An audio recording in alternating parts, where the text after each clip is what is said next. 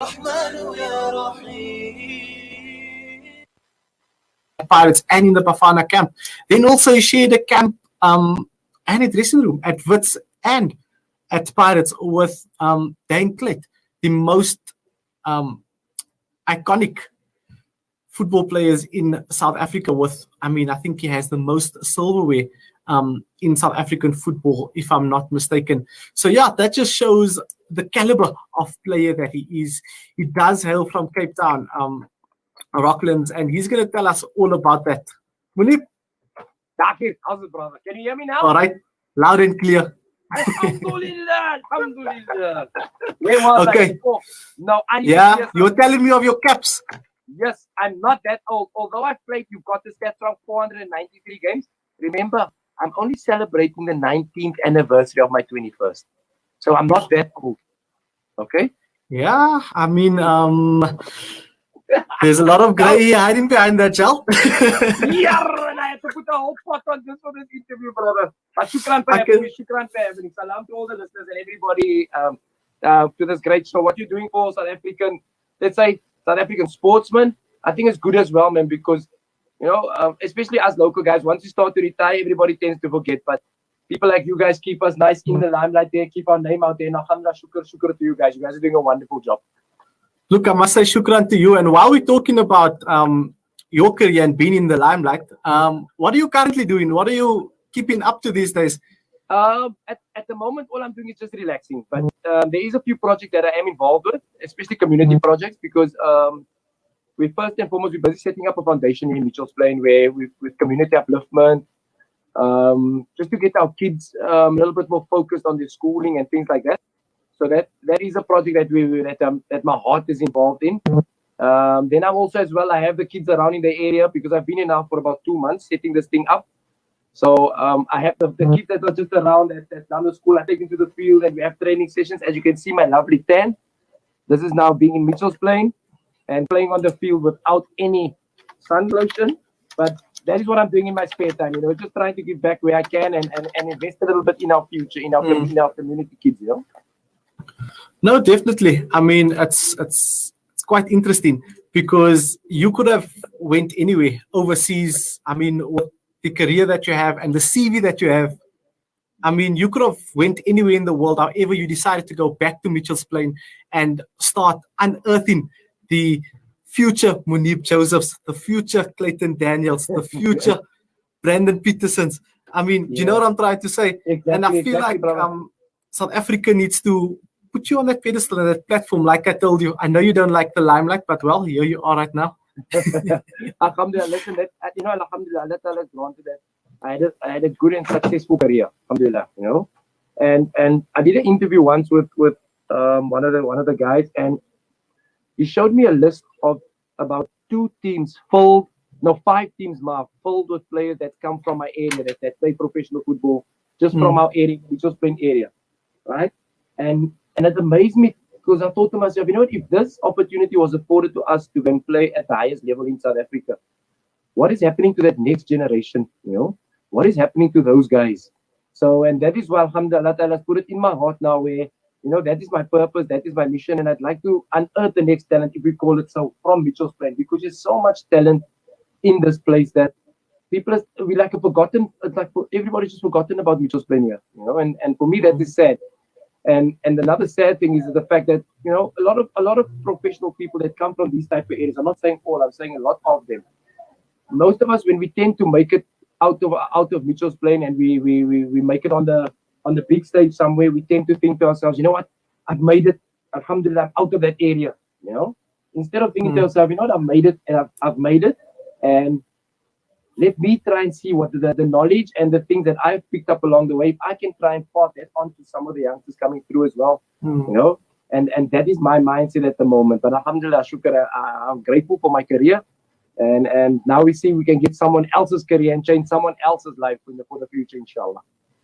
No, definitely. And from my side, I can make a promise to you. I'm in Cape Town next week, and we definitely gonna go unearth that next talent in Mitchell's Plain together next week. We have to, we have to, because you know what? There's so much talent here that the only thing that we need to do is it has platforms like this where we can get those little kids those exposure and those things to show them that that we have something out here. And when you come down here as well, inshallah, you can go have a look around, and with your show, we can even see what we're busy with here in Mitchells Plain with the foundation, inshallah.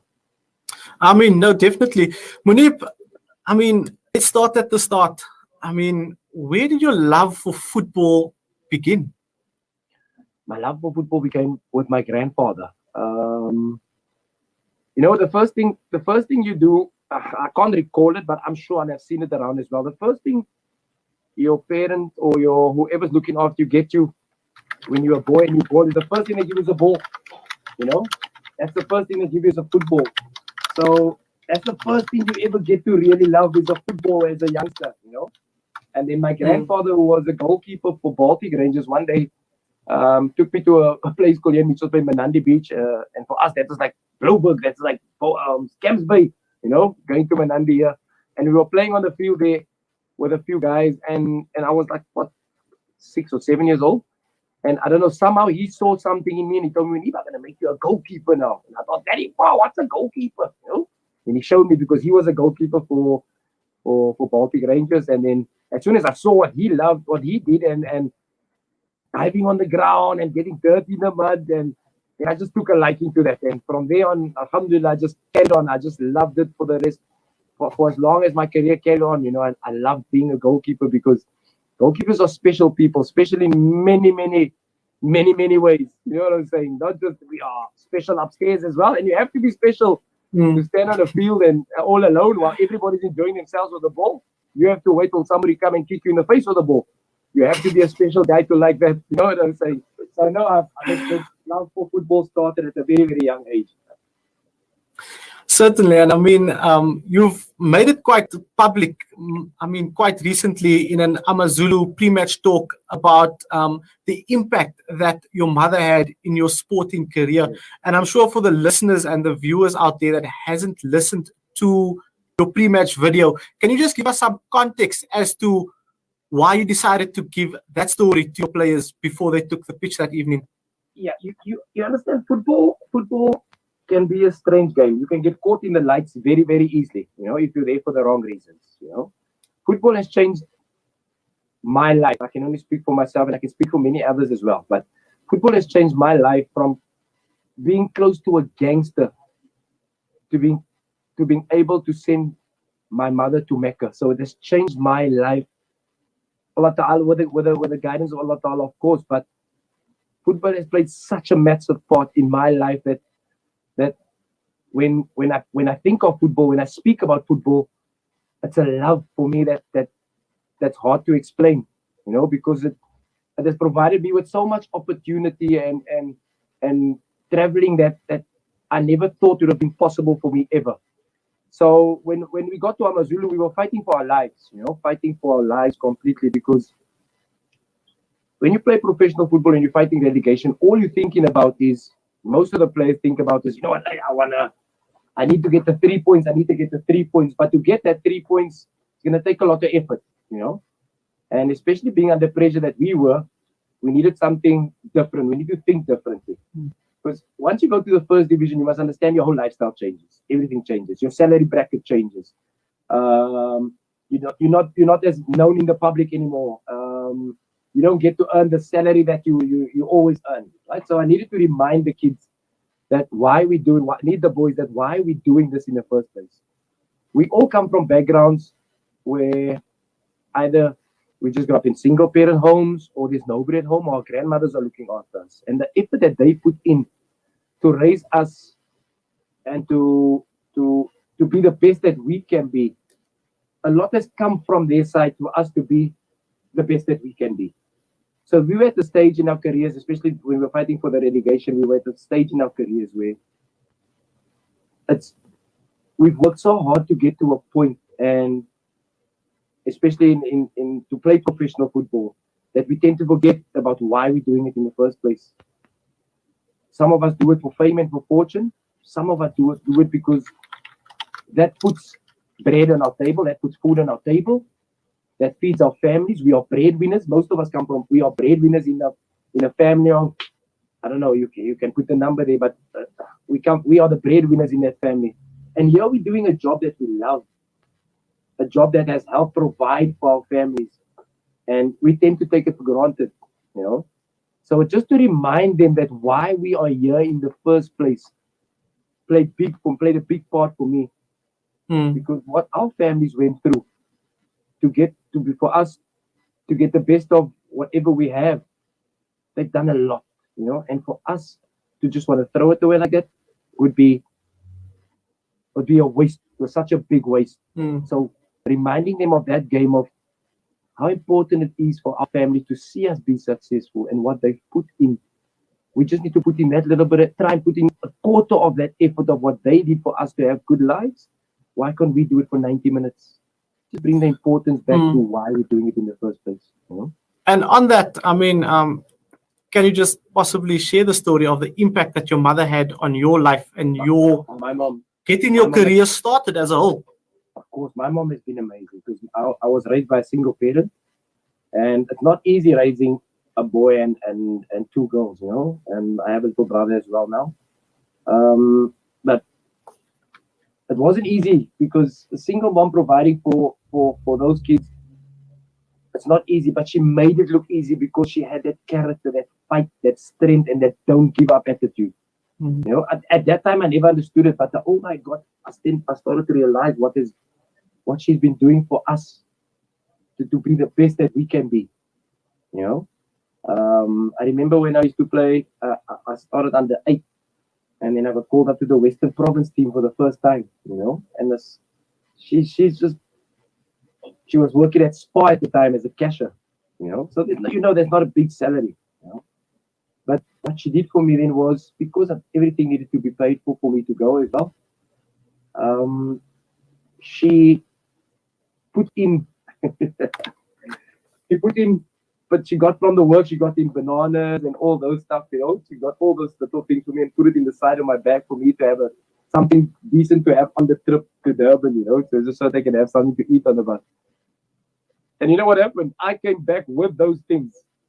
Because, so you could have imagined how my bag smelled. It smelled like bananas and pears and things like that for the trip. And 2 weeks later, I came back forgetting about those things on the side of my bag, because I'm an 8-year-old boy. You know what I'm saying? But she just made sure that I had something on the road when you know. Let me tell you a little thing, like what happened was my first game for Orlando, my first game for Cape Town Spurs. I was 16 years old, right? And 16, yeah. Then the night before the game, we were playing Orlando Pirates at Athlone Stadium. So I had a dream the night. Dumisa Ngobe was in the game. That was that senior player, Dumisa Ngobe, John Moeneeb, all those guys were still playing, right? So I had a dream that he's going to kick me. And the morning I woke up, I sat with my mom and I told my mommy, I don't know why I had this dream, and this guy's going to kick me. And she told me, no, don't worry, it's just your nerves, you know, just your nerves for the game. And prepare to put that out of your mind. It's just a dream. Put it out of your mind. You're going to play against a big team. It's going to be a lot of supporters. You're going to enjoy it. She and my granny came to the game, right? She and my granny came to watch me play at Athlone Stadium. So there was probably like, I will be lying, but close to 40,000 people was in the stand that night for the game. My first game ever, right? 20 minutes into the game, so they have a shot at goal and I make a big save, right? And that's all a goalkeeper needs to get his confidence up. And when I made the big save, I thought to myself, now I'm in this game. Now I'm going to show them who Moeneeb is, right? 25 minutes into the game, they play a through ball. One-on-one situation. Who's coming on to me? Dumisa Ngobe. He's the one running onto the ball. As he comes running to the ball, I go to close the ball down. As I close the ball with my hands, he pushes his foot right through into my chest. And that's it. Game is over for me. Because all I realized was, I'm on a stretcher and they're carrying off from the field. And who was the first people that I called for? I want my mommy. My mom had to come all the way from the stand down, all the way from the stand. 16-year-old professional football. My mom had to come all the way down from the stand to come and call me to tell me everything is okay. That is how important my mom was to me. You know, I didn't ask for anybody or what was. It's just I need my mom by my side. My mom and my granny were standing in the change room, and all my mom was saying was, "Moeneeb, is this our professional football team dressing room? Look, you guys are dirty, man.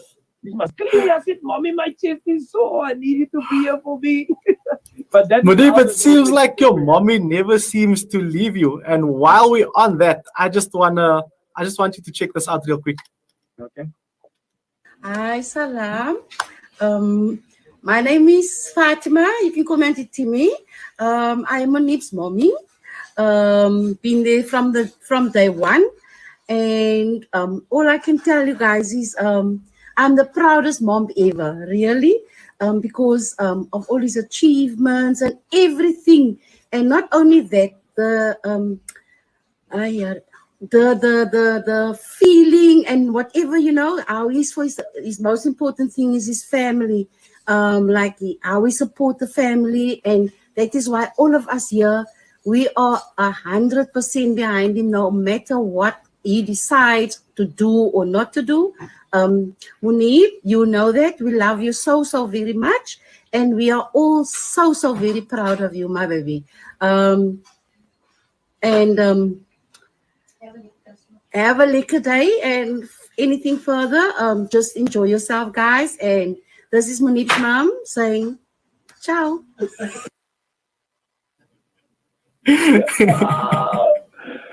Jy's nog altyd Bobby se baby. Oh, Shabbat. Thaakir, what the? You told me there's going to be an interview fun, you. Now you're going to make me emotional. You know what I'm saying? But that's my mom. You can hear as well, Thaakir. You can hear as well. I'm still a baby. Everything is still my baby, you know? But that's my mom, man. That's beautiful, brother. That's beautiful. That's what sets you apart from the rest. You know? That's what sets you apart from the rest. Moeneeb, while we're talking of your mom, last one before we move on, you said she put the bananas and stuff in the side pocket, and let's just chat a bit about your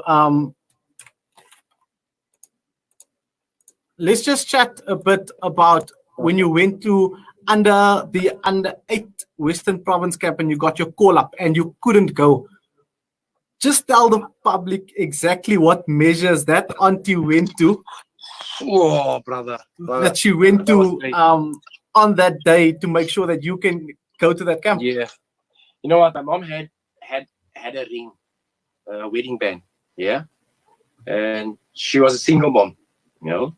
And what she did was she took that.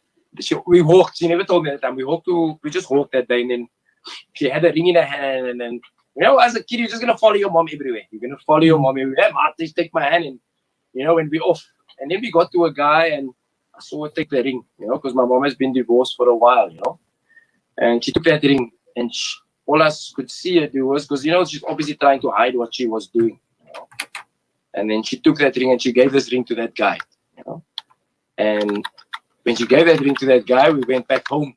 I mean, she was the happiest lady in the world because she told me, Moeneeb, you know where you're going now, boy? You're going to Durban. And then I thought to myself, how are we going to Durban, Mom? You know, we don't have any money to go to Durban. She told me, no, Moeneeb, don't worry. I'm sorted. Mommy sorted you out, you know.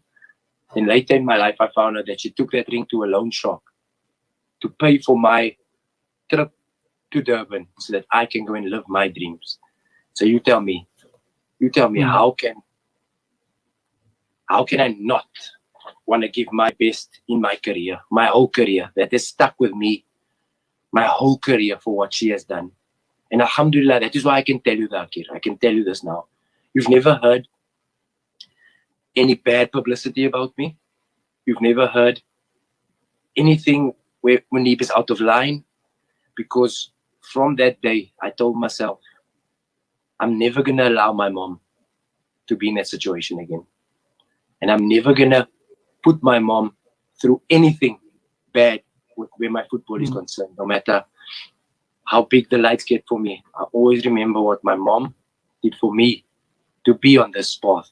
You know what I'm saying? So that was my mom. That is my mom and my dad. She played both roles. I never felt, you know, not one part in my life where I felt like I missed the dad in my life, because she filled that role to the T, you know. So there was no chance I was going to let her down. And you can see in games, people always ask you, Moeneeb, you always want to fight if you're not winning. I say yes, because she taught me never to give up.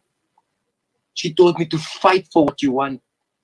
And in games, when we play games and you 1-0 down, I need to get my team to fight to get a good result, because that is what my mom taught me. Nobody else. My mom taught me that. No matter what in life comes your way, you don't give up. You keep fighting.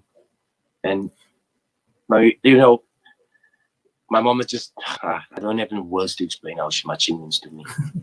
I think you pretty much summed it up with your emotion and the words that you just shared with us. Moeneeb, back to the football. When did everything start kicking off for you, and when did you sign your first professional contract? I signed my first professional football contract when I was 16. Yeah. I remember a guy, Louis de Faria. We used to call him the eye of the eagle, because he had the knack of looking for talent, finding talented players. I'm not saying that I'm a talented player, but what I'm saying is he had the eye for finding good players. He just had a reputation, And I was playing for Westridge Rovers at the time, and he started to come to my mom and ask my mom, "Hey, listen, Thaakir, you see that picture, brother? Mom, I'm drifting from the topic. But do you see that picture? I have a story for you about that picture, my friend." I'm ready. Come, share the story. I'm ready. Okay, let me share the story. Listen. So I wonder, but the coaches, I don't think coaches are listening to this story, right? So you see that picture? That was an ABSA Cup. That was an ABSA Cup semi-final against Jomo Cosmos. At that stage of my career, I was flying confident. I was so confident that day, right? So I told myself, you know what? Football is an entertaining sport. I drifted on the subject now, but that picture just brought back a memory for me. Listen to the story, right? So that game was at Newlands. It was a semi-final. And I thought to myself, you know what? I was so confident that I was working hard, and people were tapping, people were starting to say, "Hey, listen, this boy needs to get into the national team." But I was so confident. I could turn games. I'm not speaking good about myself, but I'm just speaking about my confidence, how my confidence was that time, right? I was so confident that I knew I could win games for my team.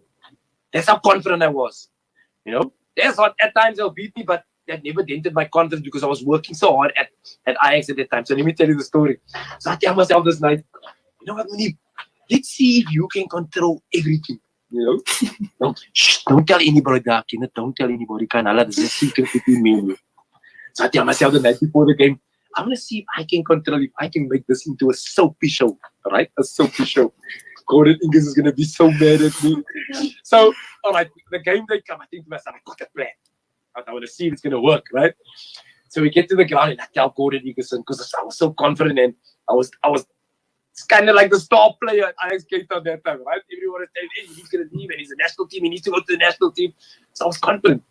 I come to train. I tell Gordon Ingerson, "Coach," I come to the game. I tell him, "Coach, I'm not feeling too well, I'm not feeling too well. I think I had the flu, Coach." So now Gordon also knew I was a star player on the team. So he told me, "I needed to play, Moeneeb. I needed to play." I said, "Coach, you know what, Coach? I'm going to put don't worry. If you can just get medication for me, I'm going to play, Coach. Don't play." And there was absolutely nothing wrong with me, right? Absolutely nothing wrong with me. So he brings the doctor, and the doctor gave me injection, right?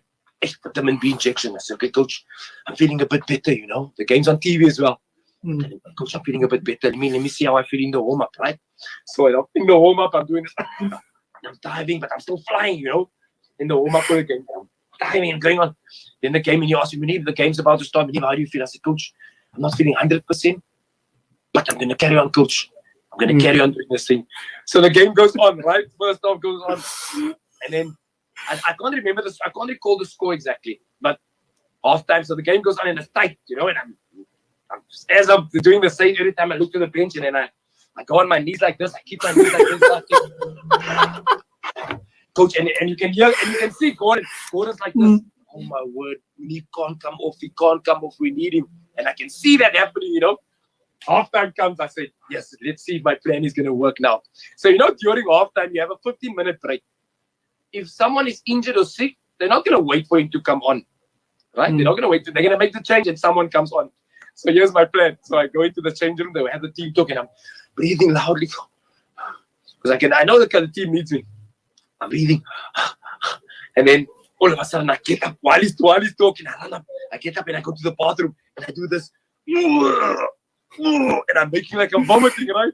I'm making like I'm vomiting. I can Simba to you, but that's not going to be the right thing to do, right? And I'm making like I'm vomiting. And he comes in the chain. Moeneeb, are you all right, boy? Are you all right, boy? This is close to the referee blowing the whistle for us to go out now. And then I hear the referee's whistle, and then I just do it even more. But nothing, nothing. And then as I see again, so now it's 20 minutes. They stalled the game for 20 minutes of the halftime break. They've added 5 minutes on because I'm sick. So now my plan is coming into play now. So all the tension is on me, right? All the tension is on me, brother. As I'm busy vomiting, making as I'm vomiting, I see the cameraman behind me. The cameraman is right behind me, checking. Hey. And when I watched the game at home, they were saying, hey, listen, Moeneeb's not feeling too well. You can see he's not feeling well. Hey, the boy's really sick. And then all of a sudden, camera goes outside and I'm done. And I said, Coach, just give me a tablet. Just give me a tablet. I'm gonna go play. And I take a Panado and I go out. Thaakir, I'm 100% fine. You must know this, right? I'm just trying to see what I can pull. I go out. I have a second half of notes, where I'm saving the team. I'm making big saves. The game goes to penalties. Now you must know, every 10 minutes, the camera checks to me how I'm doing, right? If this boy's okay, because they saw me in the change room now. So they're checking, is this boy all right? Is he going to manage to finish this game? So the scene's been set. So the plan is in play. And then the game goes into extra time. The game goes into penalties, Thaakir. And I save 2 penalties, right? And we win the game. As I win the game. So now I know after the game, I make big save penalties. The camera's coming to me. I know that for sure. I know that for sure. The camera's going to be focused on me. As the camera comes to me, right? Our manager. I run off the field. I run to the side of the field. Our manager that time was Mr. Dalton. He comes to the phone. Right, he comes with me with a cell phone. I'm on the field still celebrating. Oh, Gordon is right. There's a picture in the art. There was a picture in the clip with me and Gordon standing next to each other and my arm up like that, celebrating bare-chested. Right, I had the flu now 5 minutes ago, but now I'm bare-chested because my sweater was off and I was turning it around. The manager hands me the phone, and who's on the phone? Sports Minister was Moeneeb Balfour at that time. Oh yes. Moeneeb Balfour was the Sports Minister at that time, and the manager says to me, Moeneeb, here's the phone.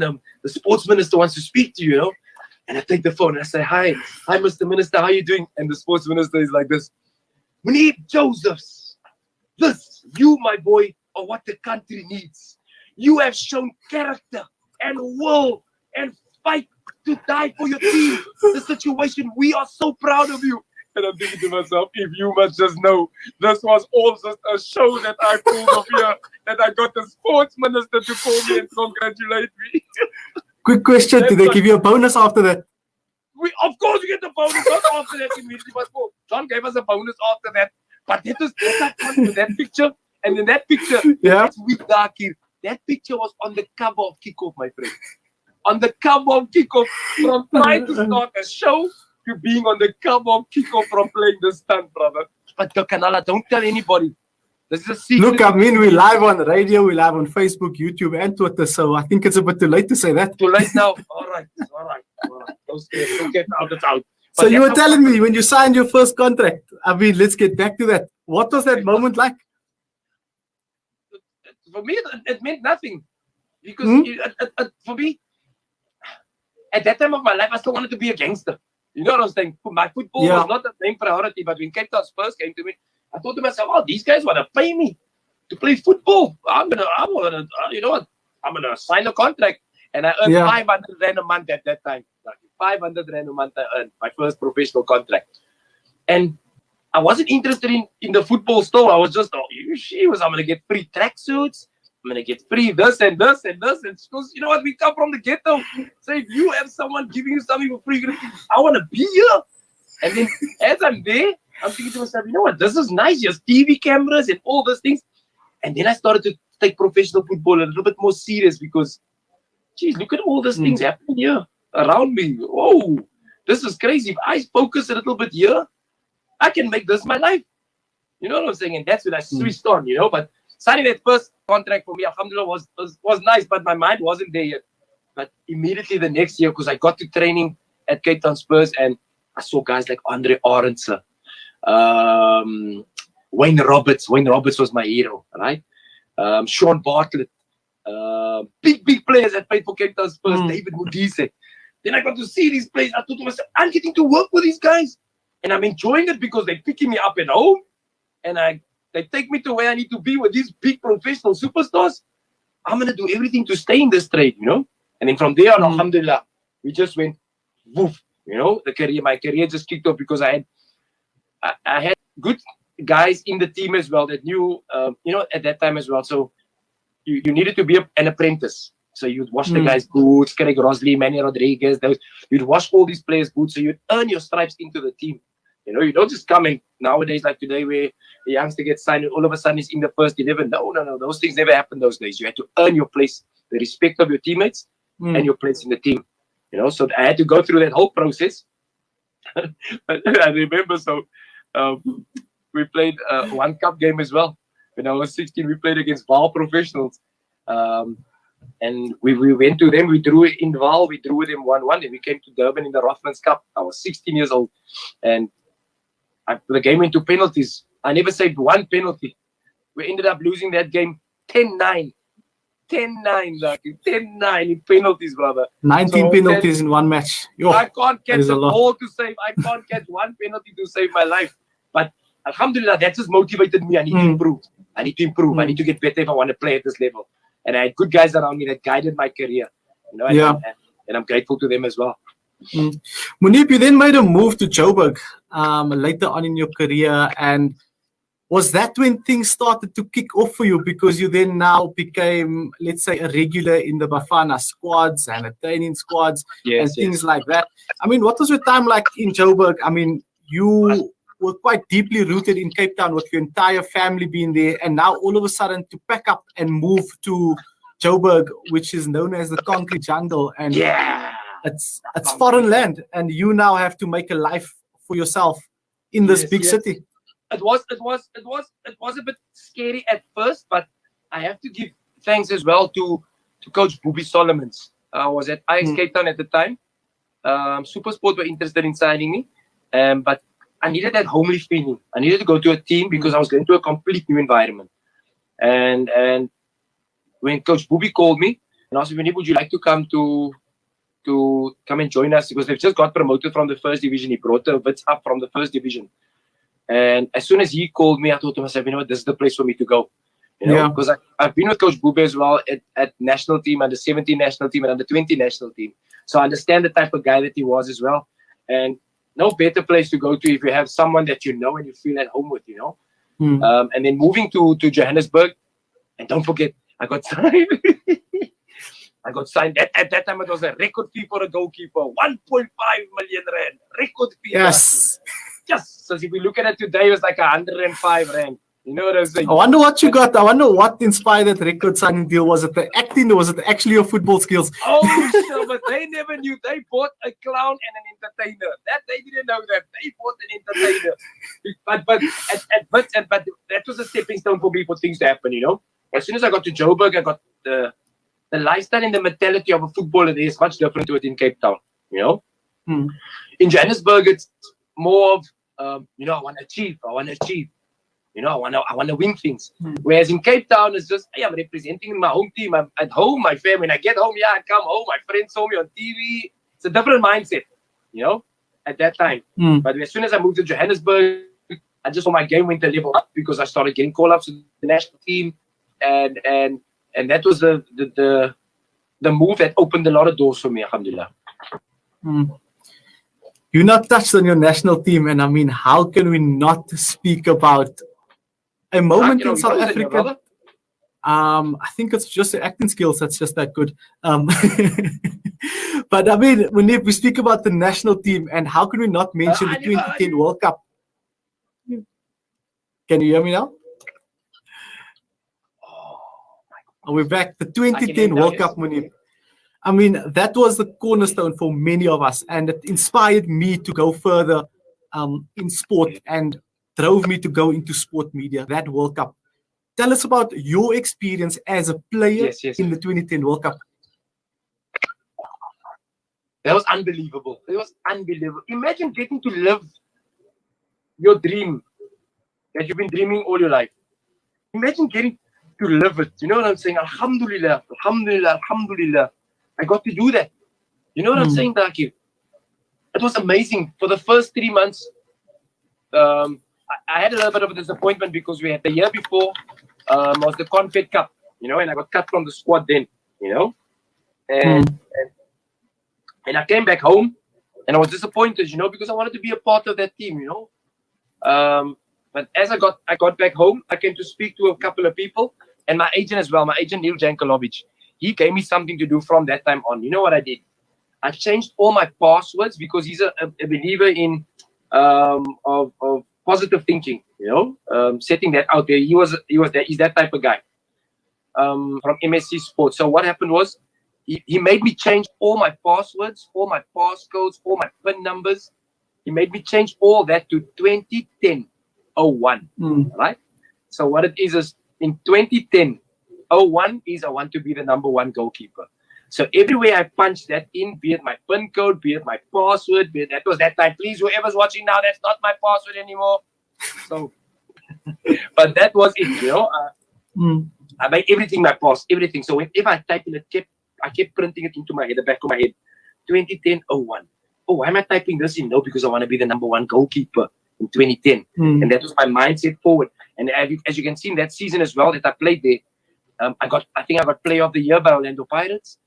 Yes, that's correct. I got Goalkeeper of the Year for that league. So it was a whole mindset change for me, you know. And then finally I got part of the World Cup squad. We went to Germany for a month. We went to Brazil for a month, where it was fully focused on the tournament, you know, just before the tournament. And we played some interesting opposition and some quality opposition that prepped us for this whole tournament, you know. It was amazing because you must understand, as a young man, as a young boy, all you dream of is football, right? You see the football on the television and you go out and you imitate that guy. Like you go out and you imitate that guy. I want to be him. I want to play in the World Cup. And you put that in the back of your head, right? Then growing up every year, when the World Cup came about, you go back in there and watch again the World Cup and go in the street and no, I'm him this year, you know? So you play pretend and you imitate players. So you plant this dream in the back of your head all the time. You plant it in the back of your head, you know? So it stays with you. And when I got to older, that password change just brought all that together. And then against Uruguay, I'm sitting on the bench, right? Then the World Cup comes around. And Uruguay, I'm sitting on the bench. Me and Shoaib and Kuskune had a brilliant, I think he was excellent in the first game against Mexico. So I thought to myself, no, he's on form, because we were so fit, you know, we were really fit. We worked really hard for the tournament. And Kune, the game started Uruguay. I thought, no, Kune is going to be starting, so I'm going to do my role, be the backup support goalkeeper and motivate him and everything, you know. And then, and it's freezing cold that night in Pretoria. My mom came to watch me that game. My mom and my sisters. Oh my word! That's what I did first. My wife and her brother came. My wife and her father came to the Mexico game, but my mom wanted to come for that game. And look how it worked out. You know what I'm saying? I was sitting on the bench, and so as you're sitting on the bench, now you must remember, for me, I'm watching the game through the eyes of a boy from the ghetto, a boy from Mitchell's Plain. I'm watching the game like that. So I'm not just watching who's on the field. I'm watching. Oh my word! Is that Diego Fallen? So people, here's Diego Fallen. Here's Diego Fallen. Here's Cavani. Here's Luis Suarez. Here's this man. This is how I'm watching the game, right? Because you must understand, this is a dream you living here. This is, you don't get to see these guys every day. You know what I'm saying, Thaakir? So I'm watching it like that, not as a professional thinking, oh, you know what, these guys are playing 4-4-2 here. I wonder how we're going to break down this system. No, I'm not watching the game like that, because I already told myself, Kune is doing brilliantly here. Yeah. I'm just going to be a support staff, so why not enjoy the occasion? Then as the game goes on, Kune gets a red card. And then I go to Shoaib. You have a lot of, I'm going to speak the way I speak. Shoaib, I tell Shoaib, Shoaib, what are we going to do now? That man is sent off, bro. What are we going to do now? So he knocks me. Moeneeb, you must go on. I tell him, Shoaib, there's no time for jokes now, my bro, man. This is the World Cup here. This man is sent off. We're going to play without the keeper. He knocks me again. He says, Moeneeb, you must go on. And then it dawned on me, like, whoa, I'm here by the game because I'm a reserve player. I'm not in the stand. I really need to go on. So now you must know that I'm dressed. See, I've got tights on. I've got undergarments. I've got gloves under my gloves. Because I'm just going to sit on the bench. So now I think to myself, oh my word, it dropped into my head. And I think to myself, we need to go on now. So then the nerves kick in. But alhamdulillah, I planned it like this where I had to take off all that clothes. And while I'm taking off all that clothes, I had like about 15 minutes, like 10 minutes to take all those clothes off. And that calmed my nerves a little bit, right? So then finally I got undressed. And then I was ready to go on. So they took Steven Pienaar off for me to come on. So by that time, I've now calmed down and I've relaxed now. So now my mind is in the game again. Listen to something fresh. Listen to Salam Media, your humanitarian.